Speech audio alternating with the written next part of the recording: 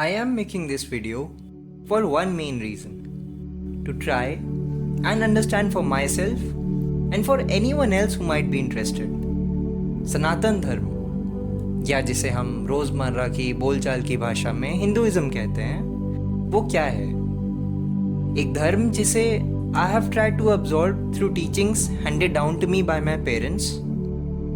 इतिहास और पुराणों को पढ़ने से, साधु संतों और स्कॉलर्स के डिस्कोर्सेस से.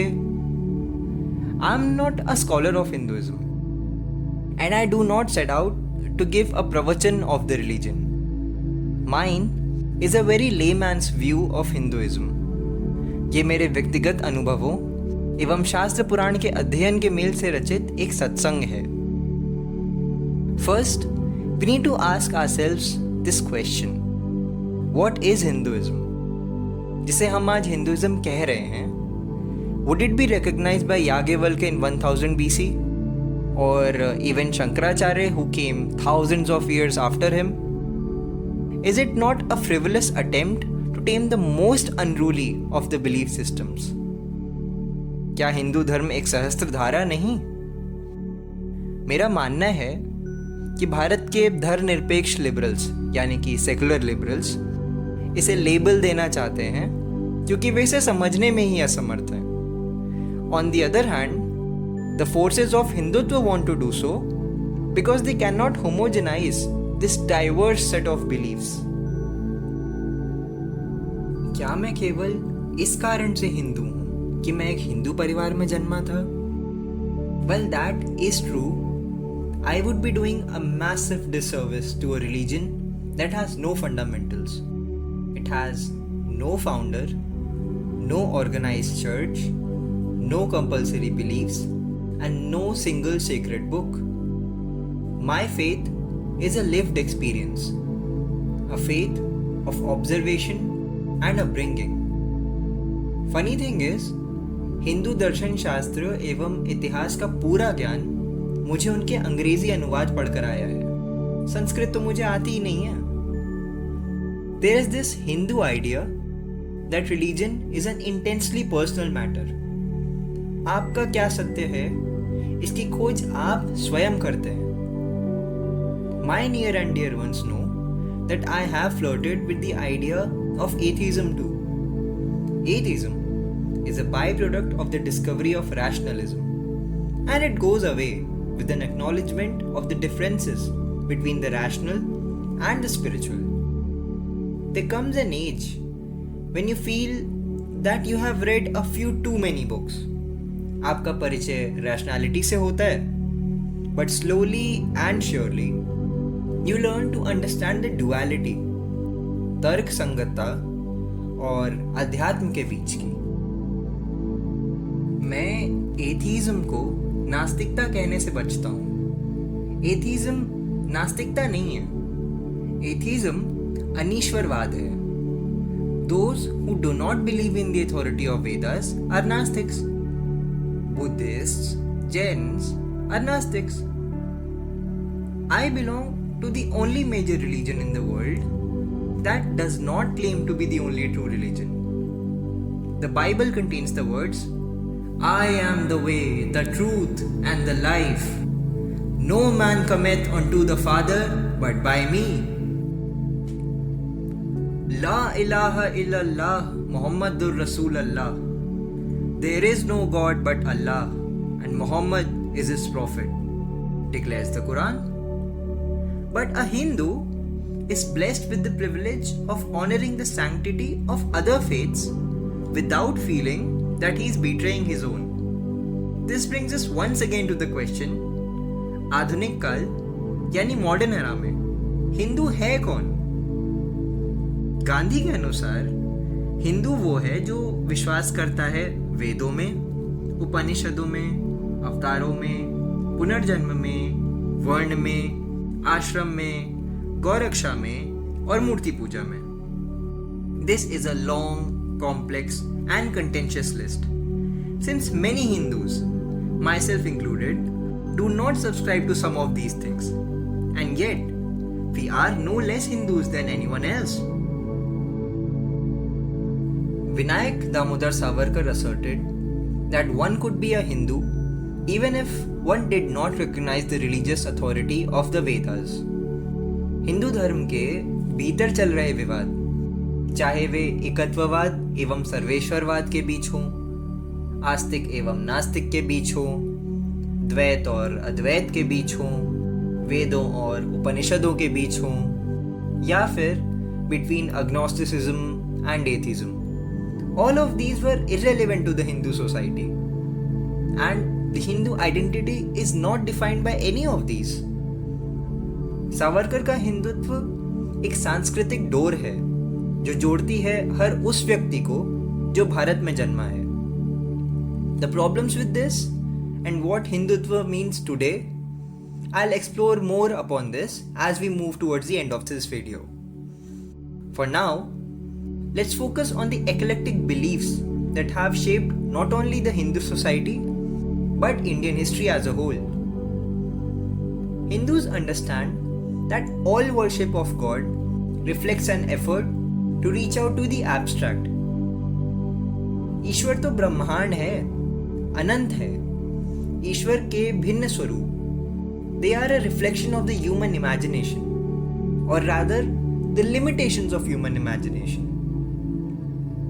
भगवद गीता के 7वें अध्याय का 21वां श्लोक कहता है, यो यो याम याम तनु भक्तः श्रद्धयार्चितमिच्छति तस्य तस्याचलां श्रद्धां तामेव विदधाम्यहम्.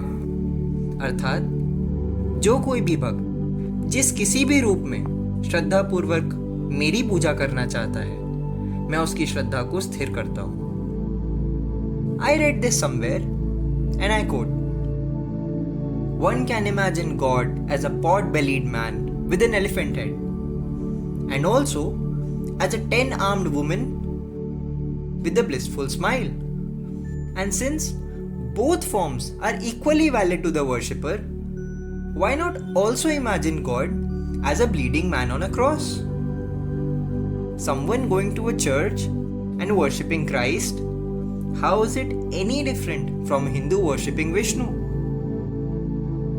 स्वामी विवेकानंद ने अपने प्रसिद्ध शिकागो भाषण के अंत में उस परमेश्वर का आशीर्वाद मांगा, He who is the Brahman of the Hindus, the Ahura Mazda of the Zoroastrians, the Buddha of the Buddhists, the Jehovah of the Jews, and the Father in the heaven of the Christians. I'll circle back to the place of Hinduism in modern social and political life. मेरा मानना है कि आधुनिक भारतीय जीवन की बढ़ती धर्मनिरपेक्षता कट्टरवाद के उदय के लिए जिम्मेदार है. I know it sounds wrong. How can increasing secularism be responsible for increasing fundamentalism? Let me explain. Post-independence, multiple generations have been brought up who are increasingly divorced from religion, as if religion were the chains that must be broken in order to progress. Excessive focus on secularism has deprived Indians of their moral underpinnings. Religious extremism has risen as an inevitable counter to the rise of secularism. There is also a serious terminological issue here. भारतीय सरकारों का secularism धर्मनिरपेक्षता पर आधारित है, जिसे किसी भी अच्छे हिंदू के लिए अपनाना संभव है. आखिर नैतिकता के साथ कर्म करना ही तो धर्म है. मेरा तर्क यह है कि सरकार को धर्मनिरपेक्षता का नहीं बल्कि पंथ निरपेक्षता का पालन करना चाहिए. भारतीय जनता पार्टी ने 1989 में आधिकारिक रूप से हिंदुत्व को अपनी परिभाषित सिद्धांत के रूप में अपना लिया. अकॉर्डिंग टू सावरकर्स हिंदुत्व, जिसे भारतीय जनता पार्टी की आइडियोलॉजिकल फाउंडेशन भी माना जाता है, a Hindu is one who considers India to be his motherland, the land of his ancestors as well as his holy land, यानी कि मातृभूमि, पितृभूमि एवं पुण्यभूमि. Hinduism is only a derivative, a fraction or a part of Hindutva. By definition, Hindutva excludes those whose ancestors came from elsewhere or whose holy lands lay outside India. Now you see the problem with this definition. जिनकी पितृभूमि या पुण्य भूमि भारत नहीं है, वे हिंदू नहीं है. This eliminates Muslims and Christians from सावरकर्स अखंड भारत. क्यों? क्योंकि उनकी पुण्य भूमि मिडिल ईस्ट में राय करती है. This idea was taken further by M.S. Golwalkar, the Sar Sangchalak of the RSS from 1940 to 1973. Golwalkar के अनुसार प्राचीन काल में भारत एक शुद्ध हिंदू राष्ट्र था, जिसकी अद्वितीय महिमा को विदेशी आक्रमणकारियों ने नष्ट कर दिया. Without going much into the history of India, I'll just say this is not the right thing. This is not the complete truth. Golwalkar sneers at democracy and holds the Manusmriti in very high regard. He intends traditional Hindu practices to prevail in his Hindu Rashtra, including caste discrimination. Savarkar saw Hindutva as a cultural identity and Hinduism as a part of a national culture.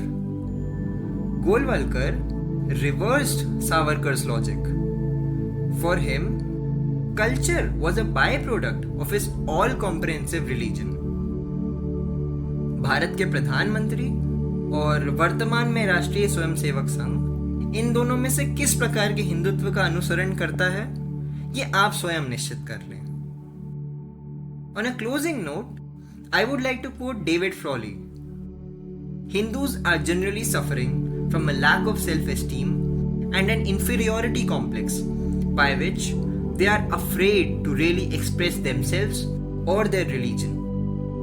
They have been beaten down by centuries of foreign rule and ongoing attempts to convert them. Modern day Hinduism में issues की कोई कमी नहीं है. From caste discrimination to superstition, miracles, babas, gurus and the rise of pseudoscience. ये सब बहुत महत्वपूर्ण विषय हैं और मैं भविष्य में अवश्य ही इन पर भी चर्चा करूंगा. पर आज के लिए बस इतना ही. Thank you for watching this video. If you have made it this far, please leave a feedback. Comment section में अपने विचार ज़रूर रखें और बताएं कि आप और किस टॉपिक पर वीडियो देखना चाहेंगे. नमस्ते.